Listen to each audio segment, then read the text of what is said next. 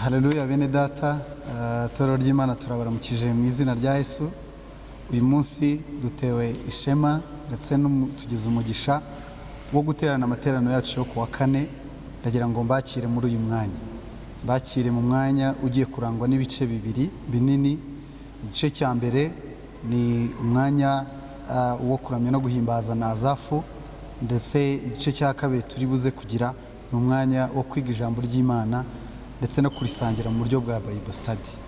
Ndagira ngo rero muri aka kanya dusenge dutangira amaterano yacu, uko uhabwa umugisha n'ijambo ry'Imana no kuramya, ugumye gushyigikira umurimo w'Imana, ugumye kuwusengera ndetse no kuwushyigikira mu bundi buryo bwose. Imana iguhe umugisha. Ikadusenge. Mana, turagushimiye cyane, tugushimiye ku bw'aya materaniro, ngushimiye yuko uduhuriza hamwe mu buryo bw'iyakure kugira ngo twongere kungikanya imbaraga, gusubizanyamo umwete ndetse no guterana kwera. Ndakwinze kugira ngo ari njyewe uri hano ndetse na bene Nazafu n'umukozi w'Imana Pastor Ezekiel turi busangire ijambo, Mwami twese dufashwe nawe. Ariko nsengeye umuntu wese uri bukurikirana amateraniro, umufashe kandi umugire neza, agira ibihe byiza hamwe natwe.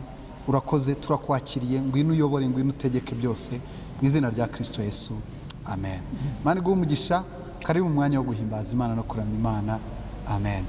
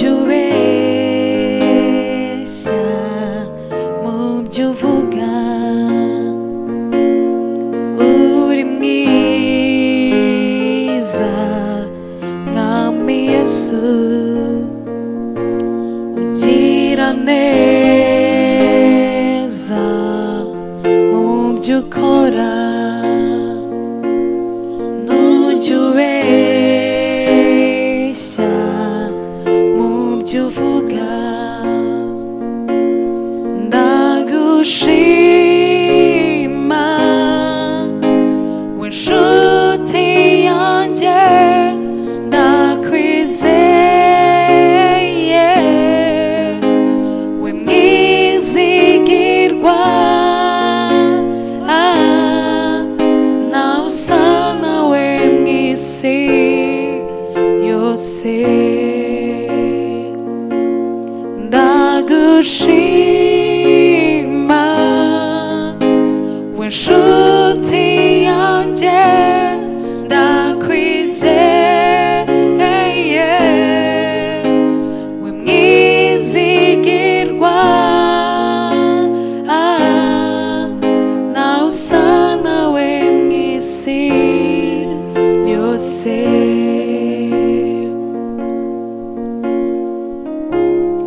ninde mfite atari wowe mw'isi n'ijuru niwe gusa kubana nawe bimpa amahoro Yesu ninde mfite atari wowe mw'isi n'ijuru niwe gusa kubana nawe bimpa amahoro Yesu ninde mfite atari wowe mw'isi n'ijuru niwe gusa kubana nawe bimpa amahoro Yesu ninde mfite atari wowe mw'isi n'ijuru niwe gusa kubana nawe bimpa amahoro Yesu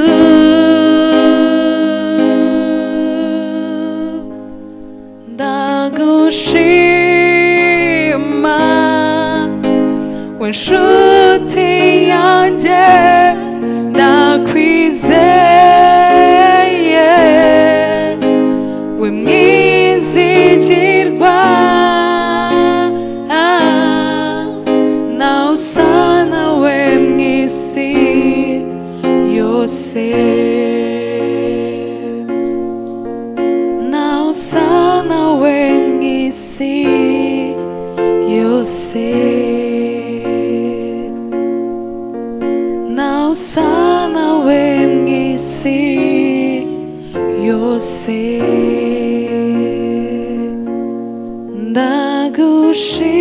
ndagushima w'inshuti yanjye ndakwizeye we mwizigirwa nawe usa nawe mw'isi yose nawe usa nawe mw'isi yose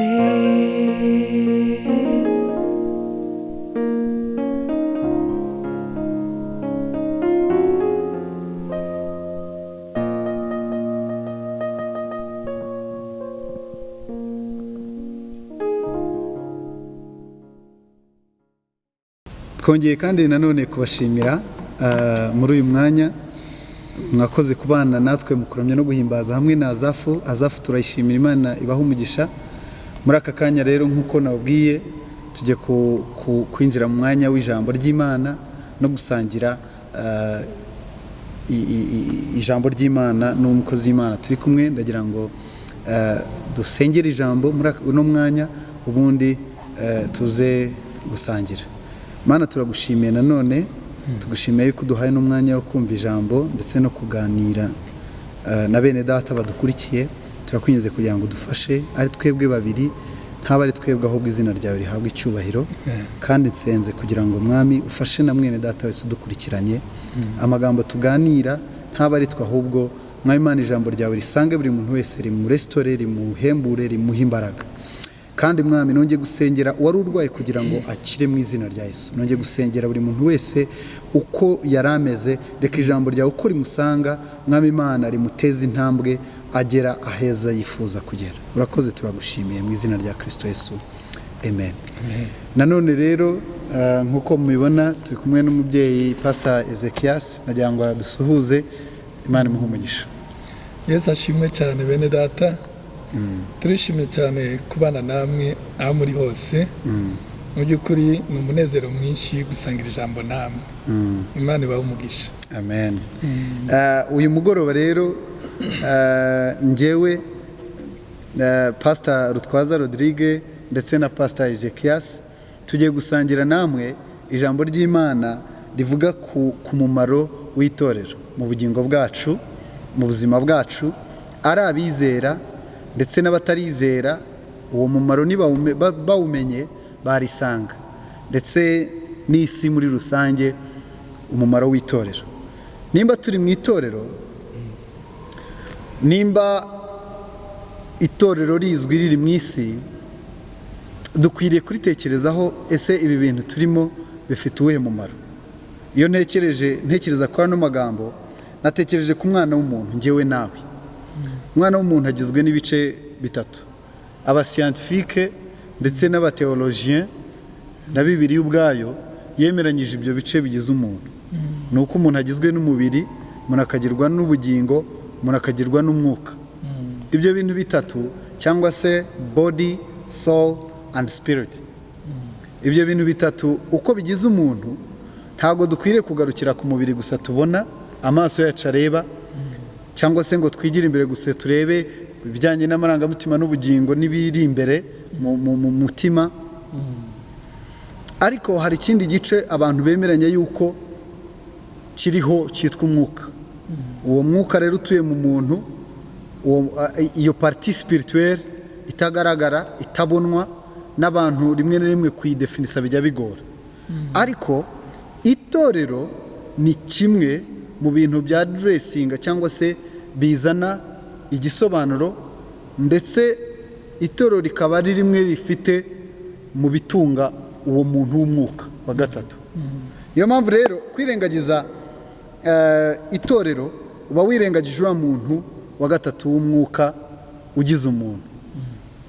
Niyo mpamvu turi buganira aya magambo, ndagira ngo mpere ku itangiriro cyangwa se aho inkomoko y'itorero. Iyo tugerageje gutekereza inkomoko cyangwa se imvo n'imvano y'itorero, tubona yuko mu by'ukuri itorero ryatangiwe n'Imana ubwayo.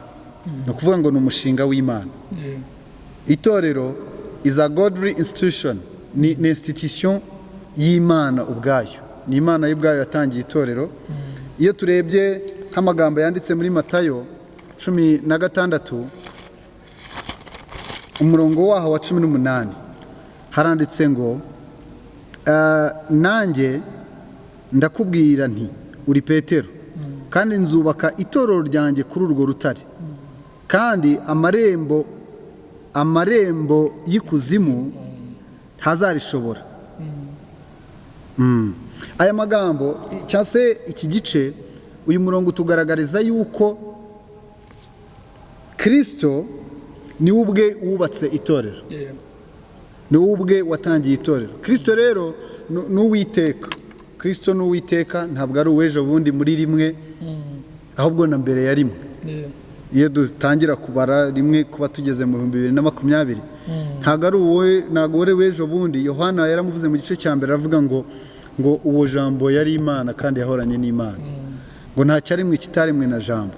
Tubona rero yuko ari we watangiye itorero, kandi ari nawe mutwe waryo. Iyo agenda abisobanura, tubisobanuza ibyanditswe nko mu Befeso ibice 4:15, tubona yuko Kristo ari we mutwe w'itorero. Uvuga ngo ari we mutwe, byari bishatse kuvuga yuko niwe muyobozi, niwe waritangije, nirye kandi ribereyeho we. Ariko mvuye ku buryo ryatangiye cyangwa se uwaritangiye, nuko tubona yuko igisa n'itorero cyahozeho kera mbere y'ivuka rya Kristo. Tubona yuko Imana yagize ikintu cyitwa iteraniro ryera. Iryo teraniro ryera rikaba ryarateranaga ku isabato imbere y'ihema ry'ibonaniro. bivuga ngo iryo hema ry'ibonaniro urumva n'ijambo ubwaryo ibonaniro ni ahantu abantu bahurira, ni ahantu abantu bari kumwe. Ibyo biranyinjiza rero iyo tubona Imana itanga izo nshingano kuri abo bantu bahujwe nayo ubwayo, bahujwe n'igitekerezo cy'Imana no kubana n'Imana. Tubibona mu bice byo kuva itorero ry'Imana ritangira guteranira hamwe ku ihema ry'ibonaniro. Ariko nubwo bwose byatangiye kera, ikintu navuga ngo cyitwa guteranira hamwe, ihuriro cyangwa se ku ihema ry'ibonaniro, nubwo byatangiye kera, inyito n'ubusobanuro bw'itorero uyu munsi wa none buracyagoranye. Niyo mpamvu uyu munsi wa none uganirije abantu kamase, kuri wowe itorero bisobanuye iki? Ashobora kukubwira ibintu bitandukanye, ariko ndagira mbabwire ngo dictionnaire zimwe na zimwe ari nako isi n'umubare munini w'abantu ubona itorero, baravuga yuko definition y'ubwayo iravuga ngo a church is a building used for public Christian worship. A building used for public Christian worship. Bivuga ngo ni inyubako ikorerwamo imihango yo kuramya ndetse no gusenga kw'abantu bitwa abakristo. Urumva icyita rusange cy'iri torero arimo aravuga ni inyubako, ni inyubako. Ariko iyo turebye ubwo buryo, ni uburyo twakita yuko ari uburyo buri secular meaning of the church. Ni nako abantu benshi babitekereza yuko church cyangwa se itorero ari icyo ngicyo. Ariko itorero ndagira ngo tugaruke ku buryo Kristo ubwe cyangwa se waritangiye aryita. Nubuhe busobanuro? Aryita iki? Tubona yuko dutangira kubona mu byakozwe n'intumwa yuko abanyetorero bari bateraniye ahantu. Uko Kristo yari abashize bagumye guterana, barateranye. Yarababwiye ngo nimugende muterane mu cyumba cyo hejuru. Baragenda barabana, barasenga, bategereza umwuka wera. Igihe umwuka wera yabamanukiye, niyo tangiriro, niwo kuvuka kongera. Noneho cya kintu cyari kiri mu ishusho yo mu isezerano rya kera, abantu bateraniraga imbere y'ihema ry'ibonaniro, bakaba batagiteranira mu ihema imbere y'ihema ry'ibonaniro gusa, ahubwo bakaba bari mu ihema ry'ibonaniro. Ihema ry'ibonaniro ryari rihindutse ubundi ririya hema ry'ibonaniro ryashushanyaga Imana, presence y'Imana mu Bisirayeli. Noneho rero Imana ivuye mu kwitwa Imana yashinze ibirindiro mu bwoko bwayo, ariko none Imana y'ubwayo ije kuba mu muntu. Ari nabwo Imana yigaragaje imanukira aba bantu bari bateraniye mu cyumba cyo hejuru muri kino gitabo cy'ibyakozwe n'intumwa mu gice cya mbere ndetse n'icya kabiri. Abo bantu bahita itorero bakimara kuzura umwuka wera, bavuga mu ndimi ndetse ibintu birakomera rwose, abantu itorero ritangira ubwo ngubwo. Ndetse ku buryo na Luka yandika iki gitabo, iyo utangiye kubona mu gice cya 4 aba bantu bari bateraniye basengera Petero, atangira kubita ngo ni abantu abanyetorero. Iyo ugeze ku gice cya 5 yongera kuvuga yuko ngo abitorero ngo bagira ubwoba bitewe n'itoteza ryari ritangiye ndetse no gukubitwa kw'izi ntumwa. Abitorero rero ni ukuvuga ngo itorero ryavutse nyuma yo kuzura umwuka wera. Abo bantu 120 bari mu cyumba bategereje buzuye umwuka wera, ndetse n'abo Petero yabwirije barenga 5,000. Abo bantu bose ngo abizeye barabatizwa, bakirwa muri uwo muryango ari wo torero, ngo bakazajya basangira ibyabo, ariyo primitive church cyangwa se itorero rya mbere. Aya magambo ntago wenda ndibuyatindeho, ndashaka kugira ngo mvuge, nagira ngo nintroduce mbumvishe neza iki torero Kristo avuga iki.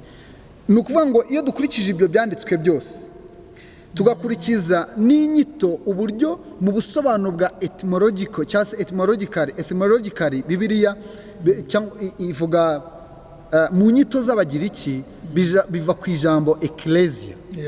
Ecclesia bisobanuye iki? Bisobanuye yuko ari assemble, ihuriro rero iyo tugeze noneho iryo huriro ry'aba bantu bakijwe bahujwe na Kristo niryo torero, badahujwe n'inzu ahubwo bahujwe n'iki? Bahujwe n'ibintu bikomeye. Ibyo bintu ni ibintu navuga nashyira mu bintu nka bitatu. Icya mbere ni ukwizera, one faith. Icya kabiri one God, one baptism. Icyo kintu ni ikintu itorero ryari rishingiyeho kuva ryatangira. Ryari rishingiye ku kwizera kumwe, Imana imwe ndetse n'umubatizo umwe, bafite umwami imwe ari we Kristo. Rero abo bantu iyo bateranye niyo bita itorero. Definisiyo yayo rero niyo nagerageje kuvuga ngo it is the community or congregations of believers in Jesus Christ from all times, from all places, from all tribes. Noneho iri torero rero rihuriye yuko ari abizera, ni umuryango w'abizera bahuriye hamwe bahujwe na Kristo. They are all meeting for Christ and in Christ. Bahuriye muri Kristo kandi bahujwe na Kristo, bavuye mu bihe bitandukanye. Yaba ari ababanje, yaba ari abatubanjirije, yaba ari abuyu munsi ndetse n'abazaza, abo bantu bari mu kintu cyitwa itorero.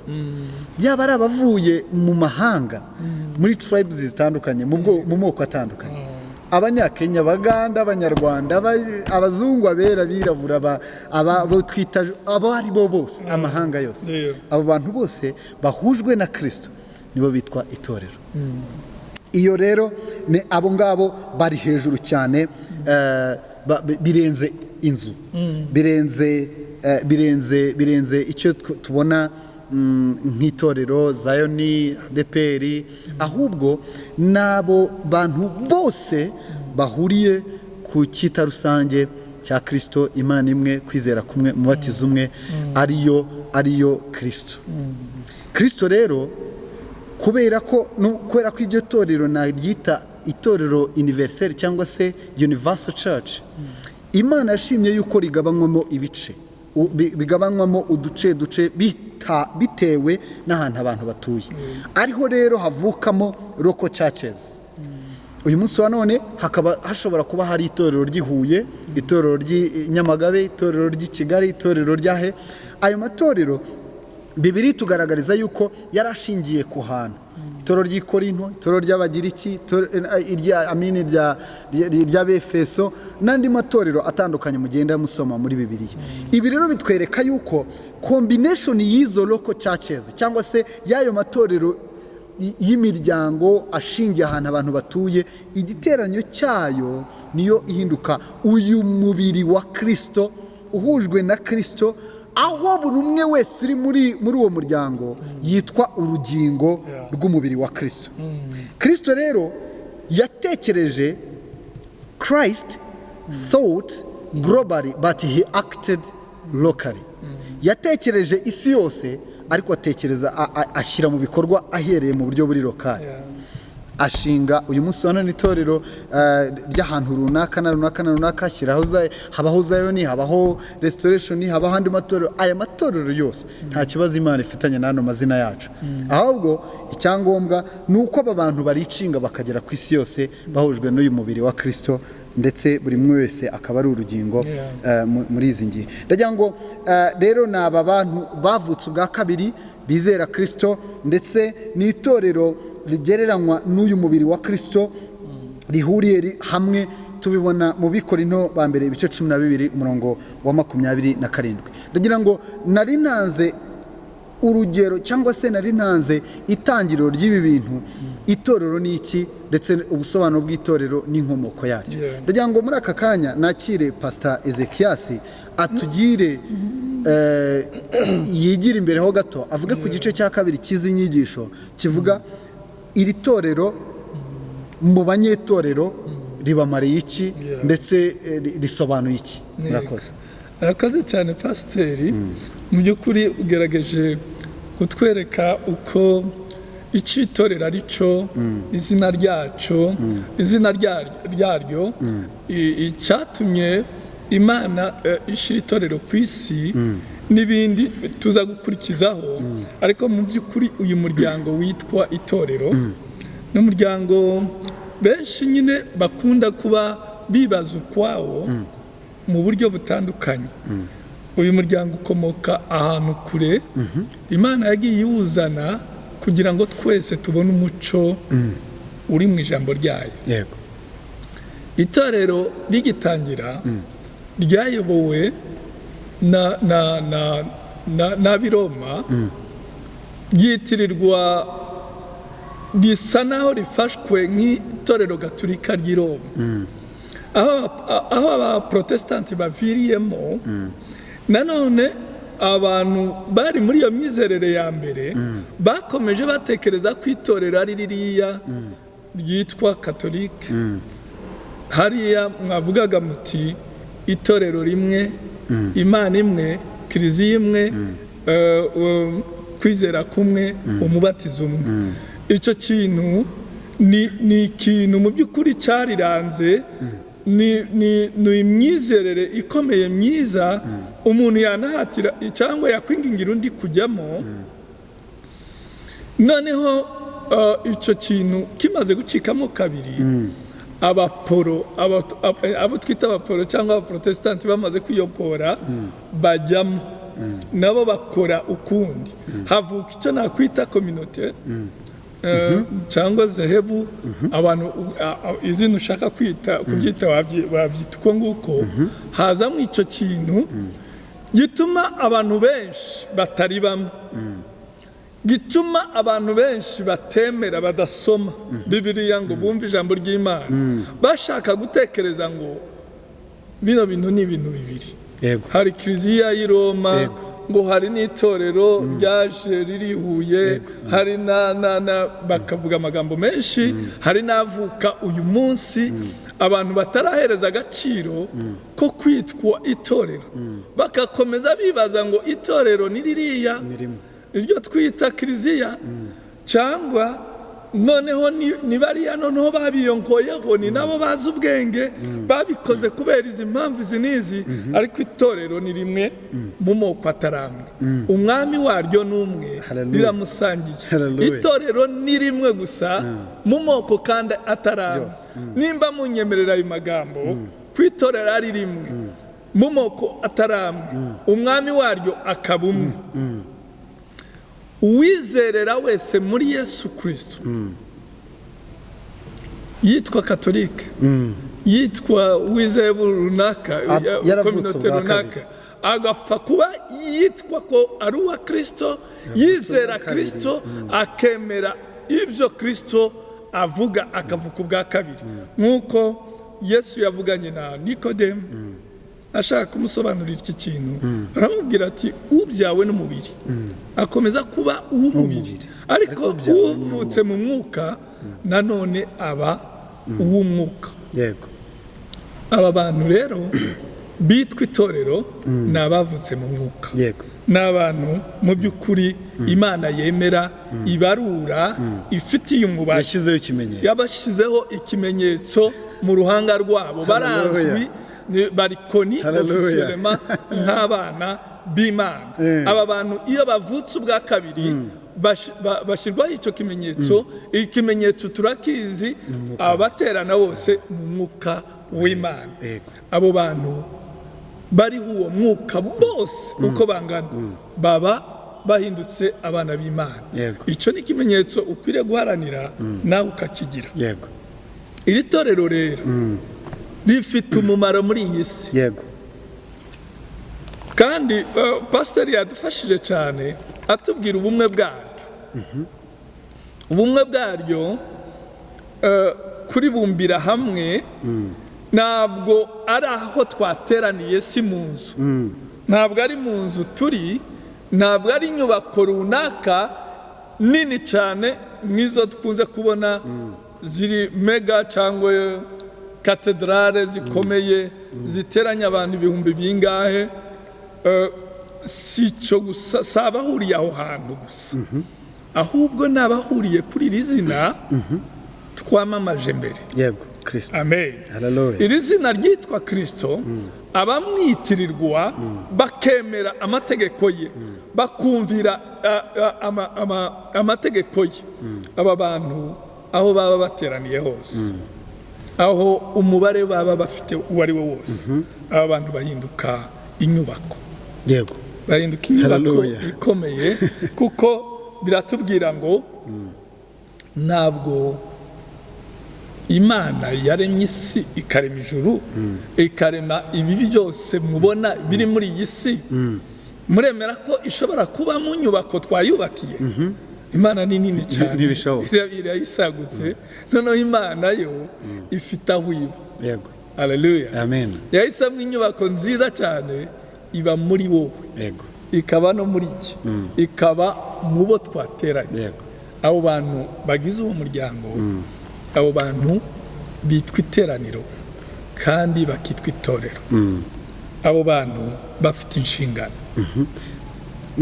mu gihe se uwo muntu yizeye ariko akavuga ati njyewe ntabwo nkeneye itorero, ntabwo nkeneye wenda aho guhura na bene data, yego nubwo nakijijwe nabajwe muri rya torero rigari, ariko iriya roko caci imumariye iki? Uze wenda no kubikomeza. Icyo kibazo umbajije nicyo cyiza, ngira ngo nari nenda kujya kukigeraho. Yego. Ni ikibazo cyiza cyane. Abo bantu bagomba kugira aho bahurira, wenda bakitirirwa izina runaka ry'inzu runaka kugira ngo bahure bahimbaze, Yego. bahure baramye Imana, Yego. bahure baramye wa mwami wabo umwe twavuze, bitirirwa ariwe Kristo. Aho hantu ni n'ikimenyetso cyo kumvira itegeko ry'Imana. Usomye mu rwandiko rw'Abaheburayo, Yego. ibice 10 umurongo wa 23, wenda dusome tugeze kuri 25, ni igice cyiza cyane kitubwira impamvu zo guterana n'ukuntu ari byiza guterana. Yego. Impamvu ya mbere, Nsome? dusomere please. Abaheburayo ibice ni 10 guhera ku murongo wa 23 Tugeze kuri kuri 25. 25. haravuga ngo dukomeze kwatura ibyiringiro byacu Amen. tutanyeganyega, kuko uwasezeranije ari uwo kwizerwa, kandi tujye tuzirikana ubwacu kugira ngo duterane ishyaka ryo gukundana n'iry'imirimo myiza, twe kwirengagiza guteranira hamwe nk'uko bamwe bajya bagira, ahubwo duhugurane, kandi uko tubonye urya munsi wegera mube ariko murushaho kugenza mutyo. Amen. Amen. Aho hantu murumva ukuntu hatangiye hatubwira mu by'ukuri impamvu zo kubana, impamvu zo kwegerana, impamvu zo guhurira hamwe zirahari. Impamvu ya mbere ni uguterana ishyaka ryo gukora iriya mirimo yose tubasha gukorera aha hantu. Yego. Imirimo yo kuramya Imana, imirimo yo gukora, imirimo yo kubaka aho turi, imirimo yo gutunganya iby'Imana twasigiwe, ni imwe mu mirimo itorero ryahawe nk'inshingano. Yego. Duterane ishyaka rero n'umwete kugira ngo tubashe kubikora. Ikindi cya kabiri kirimo nkunda cyane, nuko umuntu ashobora kwibwira akibesha ati rwose njyewe nemera Imana kandi ndayizera, ndayikunda, kandi rwose ntacyo ntakora, ariko nta mwanya afite. Nibagenda abandi baterane, njyewe ndaba nigumiye hano, nshobora no kubirebera kuri televiziyo, nshobora no kubyumvira kuri radiyo, nshobora no abantu bose ni ukugenda hariya dutonda. Benshi bashaka gutekereza gutyo. Yego. Iyi passage, iki gice kirabacyaha, kirabigisha, kikababwira ngo oya, ntimubikore nk'uko bamwe babigenza, ahubwo mwe mugenze gutya, muze tujye duterana, muze duterane tubashe kubana, duterane ririya shaka, yego, duhaguruke turamye Imana. Hari amatorero amwe iyo ushaka kuba umwizera waryo, iyo winjiyemo barakurahiza ukajya imbere y'abantu ukarahirira ibingibi ko uzahaguruka ugaterana ishyaka n'abandi ryo kuza mu materaniro yera. Twebwe ntabwo ari uko tubigenza, ariko mu by'ukuri dusaba ko umutima wawe ugutera iryo shyaka ryo kuza kubana n'abandi, ntubyibagirwe. Niko ijambo ry'Imana ryatubwiye, ntugenze nka ba bandi, uza uterane n'abandi kugira ngo duterane ishyaka, duterane urukundo, dufashanye ziriya nshingano tubwiwe n'iri jambo na kiriya gice. yego, nanone hari ibikurikiraho, yego, nabyo tubona mu Befeso ibice 4 umurongo wa 11 kugeza kuri 14 havuga ibidukwiriye, ibyo dukora, ibidufasha gukora iyi mirimo, ibyo twakwambikwa ekipema,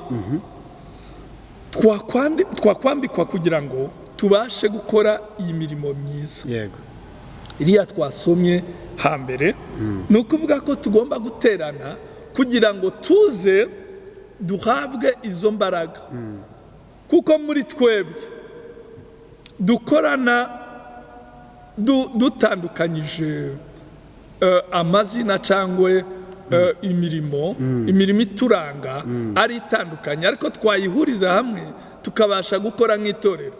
ni ukuvuga bamwe yabahamagaye ngo muze muba abarimu, abandi yarabahamagaye ngo mube intumwa, abandi barabahamagaye ngo muze mube ngira ngo dusome icyo gice, Abefeso igice cya 10, igice cya 4 umurongo wa 11 tugere 14 twumve ibirimo. Abefeso igice cya 4 umurongo 11 wa 11 haranditse ngo nuko aha bamwe kuba intumwa ze, n'abandi kuba abahanuzi, n'abandi kuba ababwiriza butumwa bwiza, n'abandi kuba abungeri n'abigisha, kugira ngo abera batunganirizwe rwose gukora umurimo wo kugabura iby'Imana no gukomeza umubiri wa Kristo. Kugira ngo abera batunganirizwe gukora rwose, gukora uwo murimo wa Kristo. Ni ukuri twarahamagawe kugira ngo tuze dukore. Kandi reba ukuntu twahamagawe, wowe wahamagawe uko ntahamagawe, uko wowe yaguhamagariye kuba intumwa, njyewe ntabwo ndi intumwa, uwundi yamuhamagariye kuba umwarimu, ntabwo wowe uri umwarimu, uwundi yamuhamagariye kuza gutunganya ibintu bya hano. Ibyo bintu byose duhamagarirwa, ni byiza ko duhurira hamwe kugira ngo iriya mirimo yose ibashe gutungana. Yego. Impamvu ya gatatu ibasha gutuma duterana twayibona mu Baroma, urwandiko rw'Abaroma 12 umurongo wa 1 n'uwa 2. Tubasome naho cyangwa dusomere Abaroma ibice 12 umurongo wa 1 n'uwa 2. Haranditse ngo nuko bene data ndabinginga kubw'imbabazi z'Imana ngo mutange imibiri yanyu ibi bitambo bizima byera bishimwa n'Imana, ariko kuyikorera kwanyu gukwiriye, kandi mwishushanye n'ab'iki gihe, ahubwo muhinduke rwose mugize imitima mugize imitima mishya, kugira ngo mumenye neza iby'Imana ishaka, ari byo byiza bishimwa kandi bitunganye. Nukuza hano buri gihe tugaterana kugira ngo tubashe kumenya iby'Imana ishaka.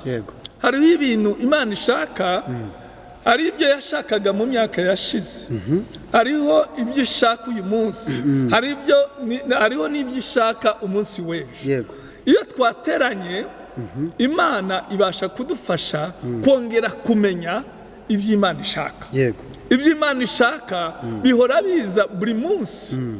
Nk'uko natwe dufite ubushake buhinduka, niko n'Imana idushakaho ibintu bishyashya. Yego. Imana irashaka ko twongera guterana kugira ngo twongere twunguke ubundi bushake bw'Imana. Yego. Twongere tugire ubundi bumenyi dukura mu bushake bw'Imana. yego Guterana rero usanga mu by'ukuri ari ikintu cy'ingenzi. Bibiliya ihereza umwanya w'ingenzi guhuriza hamwe abera b'Imana. yego Dufite impamvu nyinshi Yego. nyinshi cyane zikurikira izi ngizi.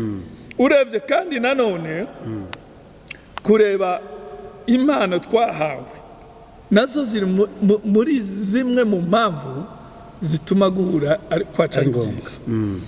Mu mpamvu turebye neza mu Bikorinto 12 umurongo wa 4, dusome wenda turebe ko tugera ku wa 7 twumve impamvu zindi zirimo.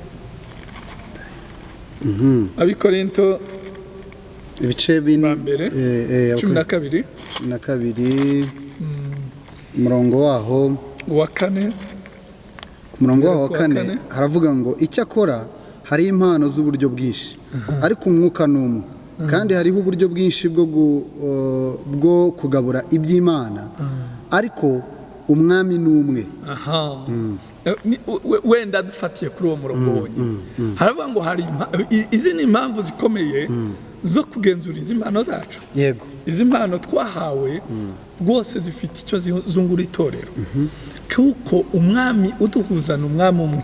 Iyo tuje dufite izo mpamvu, iyo tuje dufite izo mpano, iyo tuje mu buryo butandukanye twambaye ibyo bintu byose Imana yatwambitse, guhura kwacu ni ngombwa. yego Iyo wasibye rero uba wasigaranye impano yacu, yego kuko turi umuntu umwe.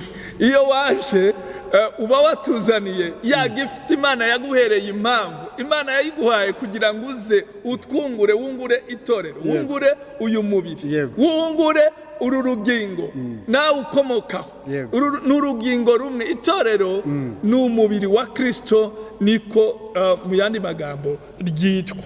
haleluya. Ndaza kugera mu gusoza kuvuga impamvu zo guterana ni nyinshi cyane. Umuntu yabona umwanya uhagije wenda wo kuziva imuzi, ngeretse dukoze iminsi myinshi cyane tuvuga kuri iki kintu. Wabona impamvu zikomeye cyane Bibiliya iteganyiriza abantu mu guterana. yego Guterana ni byiza. yego Nubona umuntu atakibikunda uzamufasha bikunde. Nubona umuntu atakibyemera uzamwereka impamvu zimwe muri izi ngizi dusomye, ubushake bwo kongera kuza mu cyane z'Imana. rwose cyane rwose.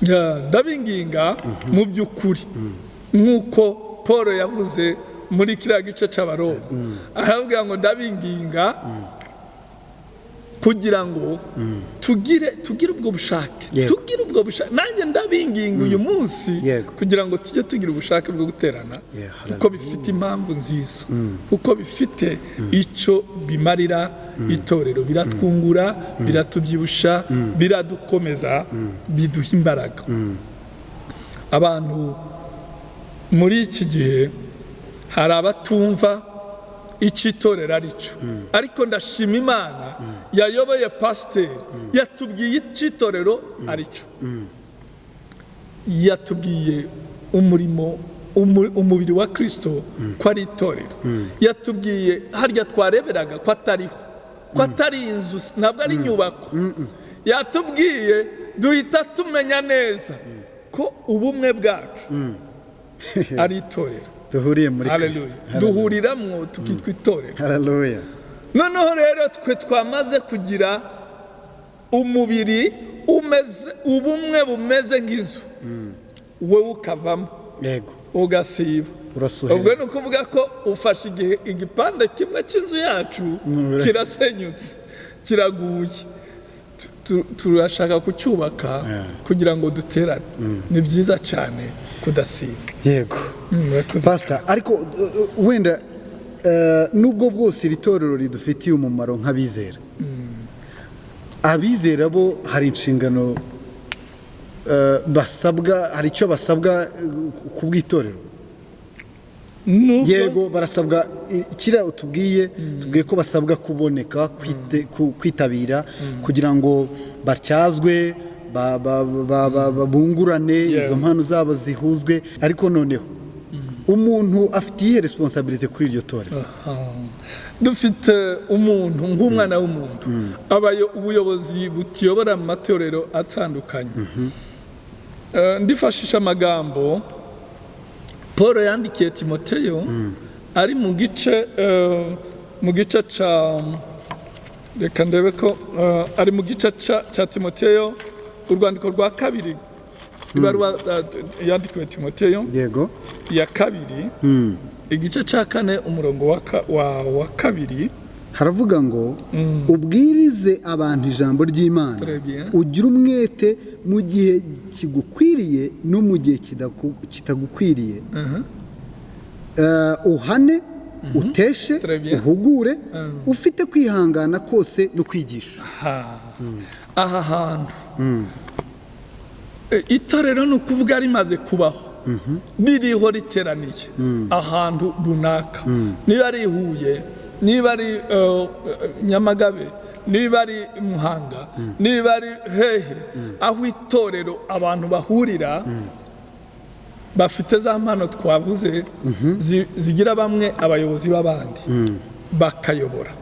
Iyo bayoboye bafasha isi, bafasha aho hantu batuye. Itorero niryo rifite umumaro, niryo rizi ubwenge bwo gutesha, bwo kwigisha, yego bwo guhana, bwo kugira ngo umuntu w'Imana abeho. Abantu bariho bose, aba bantu baremwe n'Imana bitwa abantu b'Imana, yego baza kuba abana b'Imana iyo bavutse ubwa kabiri. yego Rero bari abantu b'Imana n'ubundi nabo tubafiteho urutavi, nitwe bayobozi bakomeye Imana ihereza inshingano zo kwigisha, guhugura, gutesha. Uwo ni umurimo w'abantu b'Imana kugira ngo babateshe. Iki ni garde-fou yo kugira ngo abantu batajya mu byo bashaka. Umuntu atahaguruka ngo arengere undi, umuntu adahaguruka ngo yice undi, umuntu adahaguruka ngo akomeretse undi nta mpamvu. Icyo gihe umupasiteri cyangwa umuyobozi yigisha abantu kugira imitima yitonze, yego bakagira amategeko y'Imana bagenderaho, ntukice, ntukibe, ntukagire gute. Ariya ni amategeko n'ubundi na leta ubwayo ikoresha, ariko noneho yamamazwa, ashirwa mu bikorwa n'amatorero n'abantu bakunda Imana. Icyo rero kiraza kutwinjiza mu gice cya 3 cy'izi nyigisho, ari naho dusoza. Iki gice cya 3 kiraza kugaragaza umumaro w'itorero kuri community. Iki twita itorero, iki cyitwa amatorero, amadini se, amakominote.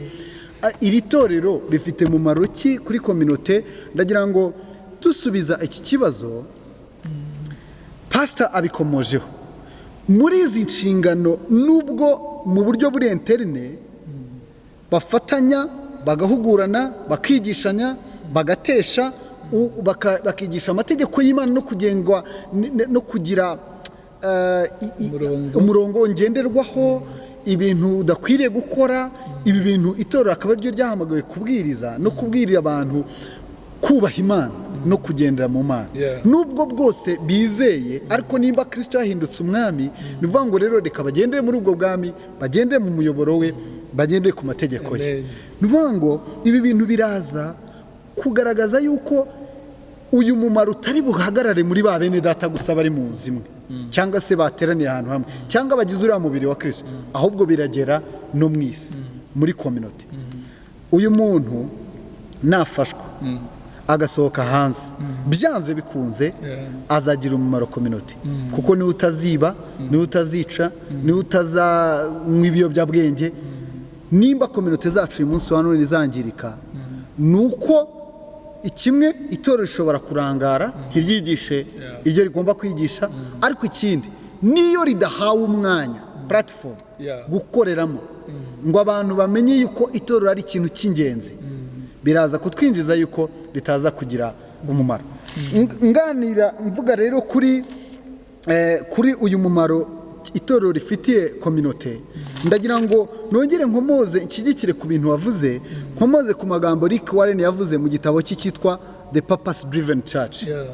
Mu gitabo cye yagerageje gusamariza cyangwa se guhina umumaro n'intego z'itorero, azita 5. Aravuga ngo icya mbere ni worship, yuko itorero ribereyeho kuramya Imana. Nta wundi muntu muri inosi wahawe ino mandate usibye itorero. Nta yindi organization yahawe ino mandate cyangwa se izi nshingano. N'abantu ninde uramya Imana? Ni umuntu wavutse ubwa kabiri. Bibiliya iravuga ngo ntibishoboka yuko utizera anezeza Imana. Nuvuga ngo worship, kuramya Imana, abantu bonyine bashobora gukora ku mutima w'Imana bakaramya Imana n'abavutse ubwa kabiri, abo ni itorero. Amen. Nuvuga ngo mwene data wowe udukurikiranye, ndagira ngo nkubwire ngo nimba waravutse ubwa kabiri, inshingano wahawe kuramya Imana, nta wundi muntu uzabikora usibye wowe wavutse ubwa kabiri. Ndetse itorero iyo rihuye, bantu bavutse ubwa kabiri iyo bahuye, mu nshingano bafite ni ukuvuga gukomera kw'Imana. Ibyo ngibyo dushobora kubisanga mu ijambo ry'Imana. Abefeso, Paulo yarabyandikiye Abefeso abwira ngo kugira ngo bahimbaze ubwiza bwa Data, kugira ngo bahimbaze ubwiza bwa Data. Iki cyari gishatse gusobanura yuko mu bintu twaremewe kuramya Imana. Amen. Icya kabiri yavuze ku kintu cyitwa fellowship. Fellowship cyangwa se ubusabane, relationship, kubera ko ino si iratagaranya abantu bahuye n'ibikomere, abantu bahuye n'intambara, abantu bahuye n'ibibakomeretsa, ariko noneho Imana yagambiriye yuko abantu bungikanya, bafatanya. Iyo urebye biri mu bintu byaranze itorero rya mbere. Mu gice cya kabiri umurongo wa 41 no 42 tubona yuko ngo basangiraga ibyabo, bakamanyagura imitsima, bagasangira, bagazana, ngo nta mukene wabaga muri bo. Iki kintu cya fellowship kirenga gusa gufashanya, ahubwo guhura bagashyushyanya, wa mugani ibyo wavugaga, gutyazanya, gukomezanya, gusenga, gushikama, gushyiraho amategeko y'umwuka no kuyagenderamo. Igice cya gatatu yavuze Rick Warren, yaravuze ngo ni discipleship. Discipleship ni ugutoza. Yego. Gutoza umwigishwa wa Kristo. Ni ukuvuga ngo mu zindi nshingano za Kristo Imana yahaye itorero, inshingano Kristo yahaye itorero, ni uguhindura abantu kuba bigishwa, ni ugutegura umugeni wa Kristo. Ntawe uzasanganira Kristo atateguwe, atacuzwe mu kuba umugeni wa Kristo ukwiriye. Haleluya. Hari umwanditsi nkunda, ni umwanditsi wanditse igitabo cya kera cyane mu 1800 gutyo, bamwita Estengen, nimba nibuka neza. Yanditse igitabo kivuga ngo disciples are made not born. Amen.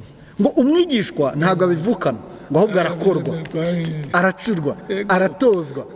Aha rero itorero ryonyine niryo ryari rifite qualification, rifite inshingano, ariko kandi rikaba rifitiye ubushobozi bwo gutegura umuntu w'umwigishwa wa Kristo uzasanganira Imana ku munsi w'amateka. Ikindi cya kane yavuze kuri ministry and mission. Aribyo bikubiye mu ijambo riri muri Matayo 22 umurongo waho wa 37 kugera kuri 40. Yabahaga itegeko rikomeye. Aravuga ngo itegeko rikomeye ngo ni mukunda Imana n'umutima wanyu wose n'ubwenge bwanyu n'imbaraga zanyu. Ngo ariko kandi ngo irindi rijya kungana n'iryo, ngo mukunde mwene se, kunda mugenzi wawe. Amen. Itorero, hari ahantu Paulo yavuze, ndumva ari Abikorinto ba mbere, aravuga ngo niyo mpamvu ngo itorero ryashyiriweho ngo kugira ngo rimenyeshe abantu, rigaragariza abantu ubwenge bw'Imana. Mu bwenge bw'Imana isi itazi harimo ikintu cyitwa urukundo. Amen. iryo ni ijambo ryashobeye abantu. Amen. Imana yonyine kuko ari Imana y'urukundo, abantu bonyine bashobora kugaragaza urukundo rw'Imana n'itorero ry'Imana. Kuko ni Imana, itorero ubundi ni ishusho y'Imana mu bantu. Ni ishusho y'Imana mu bantu. Ni ya tente yaje iri mu bantu. Ikindi cya gatanu cyo cyanyuma ni Great Commission cyangwa se umurimo w'ivugabutumwa. Matayo 28:19 kugera kuri 20 tubona yuko Kristo atanga itegeko. Arababwira ngo atanga inshingano ziruta izindi. Avuga ngo nimugende mubwiriza abantu ubutumwa bwiza. Itorero ni ahantu niwe Imana yahisemo, nkuko Imana atoranyije Isirayeli kugira ngo Isirayeli imenyeshe amahanga yose y'isi Imana nyamana y'Imana Imana rurema. Ni nako Imana atoranyije itorero rikaba ishusho rya Isirayeli ya kera, kugira ngo isi imenye Imana nyamana, imenye Kristo biciye mu itorero. Amen. Haleluya. Imana iguha umugisha wowe nimba uri mu itorero. Ndagira ngo ngo Imana yashatse yuko isi imenya Imana biciye mu itorero. Reka nihute rero ninjira muri iyi mimaro yose tuvuze, iyo ibaye ku muntu uri mu itorero iba kuri community, kuko uwo muntu atuye muri community. Community ni iki? Kuko umurongo umwe ugororotse ari igiteranyo cy'utudomo, ari igiteranyo cyangwa se kungikanwa k'utudomo. Ni nako iteranirizo ry'aba bantu bo mu itorero babyara community. Iyo community ikaba iyo abo bantu babaye beza, community iba nziza, bigakora uyu murongo ugororotse. Rero yaba ari inzego za leta, yaba ari abantu batuye mu isi, bakwiriye kumenya umumaro w'itorero. Kuko buriya muri iriya partie spirituelle ndetse n'ino mico n'imigenzo na discipline itorero ryigisha, ninde wundi uri bwumvwe kurusha urwego Imana yashyizeho kugira ngo rwumvishe abantu izi discipline. Rero ndetse na kiriya gice cy'umwuka tuvuga na soul, ninde ukigeramo nk'umuntu uvuga iby'ijambo ry'Imana. Itorero rero rifokaliza kuri ibi bice cyane bibiri, soul and spirit. Dukwiriye kumenya yuko umuntu natakaza imico, natakaza karakteri, natakaza indangagaciro, agatakaza umwuka, tumenye yuko uyu muntu arimo aragana ahantu habi cyane. Niba tuyobora igihugu cy'abantu badafite karakteri, badafite umuco, badafite indangagaciro, badafite amaprincipe ibintu bagenderaho, ariko kandi badafite amategeko y'Imana, badafite kubaha Imana muri bo, iyo community ahantu irimo iragana ni mwirimbukiro. Niyo mpamvu dukwiriye kumenya yuko itorero ry'Imana rifite agaciro cyane ndetse bikomeye cyane. Nsoza nuko sekteri zose zigize ubuzima tubayemo, hari sekteri ya ekonomi, hari sekteri ya business, sekteri ya education, sekteri ya sport, ibintu byose biri muri ino si twabishyize mu masekteri. Sekteri spirituelle ni parti umuntu adashobora kubaho nta muntu uriho adafite l'idée de Dieu. Niyo wafata umuntu ukivuka ukamushyira ahantu nta kindi kintu yahuye nacyo, nta yandi makuru yahuye nayo, ashaka igitekerezo cy'Imana mu buzima bwe. Amen. Ndetse niyo kitari aho ngaho atakigishijwe arakirema. Bivuga ngo rero uyu muntu akeneye Imana, kubera ko muri twebwe Imana yakreye emptiness, vide yo kuyikenera, icyuho gikomeye yo kuyikenera. Community zacu zikeneye Imana bavandimwe. Torero ry'Imana ujya mbabwire ngo umusozi waba uriho wose, urwego waba urimo rwose, sekteri waba urimo yose, ndajya mbabwire ngo community yacu ikeneye Imana.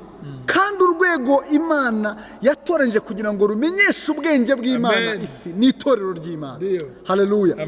Iri torero ry'Imana rishobora kuba ritagaragara mu mubiri, rishobora kuba ritagaragaza imbaraga zayo, ariko itorero ry'Imana ni irinyembaraga, kubera ko rigize umuntu wacu w'imbere. Uyu muntu wacu w'imbere ni iyo atabaye satisfait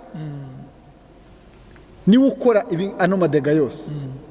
iyo umuntu wacu w'imbere atamazwe inyota y'icyaha niho tubona polisi ibona akazi ifunga imanza zikaba ibintu bikadogera kubera iki umuntu afite inyota y'icyaha ndumva nshaka kugira ngo dusoreze hano kubera umwanya ariko sinzi nimba hari ikintu wakongeraho kugira ngo dusoze dukortire. Wakoze cyane mu by'ukuri ndumva nta yandi magambo meza cyane mfashijwe n'ibintu utubwiye.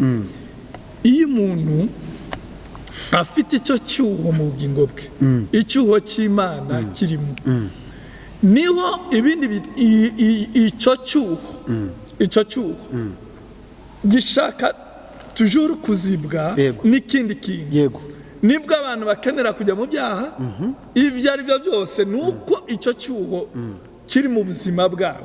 Ariko iyo Kristo yagiye akicara mu buzima bw'umuntu, umugabo umwe yatanze urugero aravuga ngo umutima w'umuntu ngo urimo ibintu by'ibyuho imiraka minini iri mu utwenge dutobaguye, noneho turiya twenge buri kamwe kose gafite icyo gakeneye.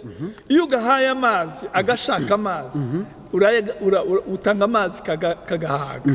Iyo agashaka isoda ugahaye soda karanywa kagahaga. Ariko noneho hakaba kandi kamwe ngo karaho ari icyuho gikomeye cyane kitajya kizibwa n'ikindi icyo ari cyo cyose. Iyo ufite imodoka imwe gashaka zibiri, wagira zibiri kagashaka eshanu. Ako kantu ngo iyo ufite inzu nziza imwe gashaka inzu nibura ya kabiri, gashaka n'iya gatatu, wagira eshatu kagashaka iya gatanu. Ako kantu kazibwa n'ikintu kimwe gusa, no kugira Kristo. Haleluya. Ako kantu muravuze numva ukomeje ahantu numva rwose hakenewe umuntu wese uri muri ubu buzima ubu turimo udafite Kristo afite icyuho, kandi icyo cyuho gishobora kumugusha mu makosa yayandi atanga akazi ku bapolisi wari uvuze, ku zindi nzego za leta bakamufata bakabona n'umuntu udatunganye kubera ko icyo cyuho kirahari. Ariko uwagize amahirwe yo gusiba icyo cyuho akandi akagisibisha Kristo nico. Urakoze cyane pastor. Dusoza ndagira ngo mbabwire rero nkuko twatangiye tuvuga, mu by'ukuri abantu ugiye ubaza umuntu kamaze hari umumaro itorero rubona rifite kuri ino si. Ntekereza yuko bakubaje iki kibazo umaze kumva izi nyigisho tuganiriye ntago wabura igisubizo utanga kandi igisubizo cyiza. No kuvuga ngo iri torero rigufitiye akamaro, itorero rifitiye akamaro, ukeneye kujya guterana nkuko twabonye ko ari itegeko ry'Imana mu Baheburayo ibice 10:24 kugera kuri 25 kugira ngo wunguke, urerwe, utozwe, utorezwe mu itorero. Ariko kandi iri torero rifite umumaro mu buzima bwa community kubera ko itorero ni itorero riricinga out, risanga abantu, rifasha, rigirira neza, ri helping. Twabonye igice cya mission na ministry mu nshingano navuze, mu by'ukuri ni kiriya gice gisanga abantu mu bikorwa mu buzima bariho, kikabafasha, kikabashyigikira. Itorero rero rifite umumaro uyu munsi wa none, ariko kandi umumaro ukomeye ni umumaro utagaragara. Ni umumaro ukombla, uzana ira satisfaction spirituelle, ukazana satisfaction émotionnelle, ubuzima bw'umuntu bw'amarangamutima bukanyurwa. Bukanyurwa. Bavandimwe, Imana bahumugisha. Birashoboka ko utarakira Kristo. Nimba udukurikiranye izi nyigisho twari turimo turavuga ntabwo ari zireba gusa bizera, nawe utarizera waha Yesu ubuzima bwawe ukakirwa muri uwo muryango w'abana b'Imana. Twavuze yuko ari umuryango w'abantu bavutse ubwa kabiri. Imana iguha umugisha. Ndagira ngo nsengane nawe. Mana, turagushimiye cyane. Tugushimiye uyu mwanya mwiza n'amagambo tuganiriye. Ndasabye kugira ngo umuntu wese utaraguha ubuzima bwe umubabarire, umweze, umutunganye, umwakire mwami, umugire umwana wawe. Tuganira no magambo tubonye yuko ino community ari y'urubyaro rwabyawe ubwa kabiri, rubyawe n'amazi n'umwuka. mwami turagushimira cyane yuko kukwizera aribyo byaduhuje tukaba umubiri umwe, ndetse uwo mubiri ukaba ugizwe n'ingingo nyinshi. Ndasaba kugira ngo nubwo iri torero ridahuye ridateranira hamwe icyarimwe uyu munsi, ariko hari umunsi wavuze yuko rizaterana, wavuze yuko rizaterana ku munsi wo kuzamurwa, the rapture day. Mwami, umunsi wo kuzamuka kw'itorero, ngo twese tuzakubona turi mu bicu, umuntu aho yaba ari hose, itorero yaba yararimo wese, ari byose, ariko yaravutse ubwa kabiri, yarakwizeye, ngo azakubona, ngo nuvuze impanda ngo azazamuka gusanganire Mwami, azambara amababa, ndetse abari bapfuye bazazuka bagusanganire. Ndasabye kugira ngo iryo torero Mwami uririnde, uriproteje, urikomeze, uryambike imbaraga mu bihe bikomeye nk'ibi, aho abantu batabona agaciro k'itorero. Ndasabye kugira ngo Mwami urikomeze aho ritagaragara mu maso y'abantu, ariko rikora umurimo ukomeye mu buryo bwo mu mwuka. Urakoze, ndagushimiye cyane mu izina rya Kristo Yesu, amen. Imana iguhe umugisha. Shalom. Amen.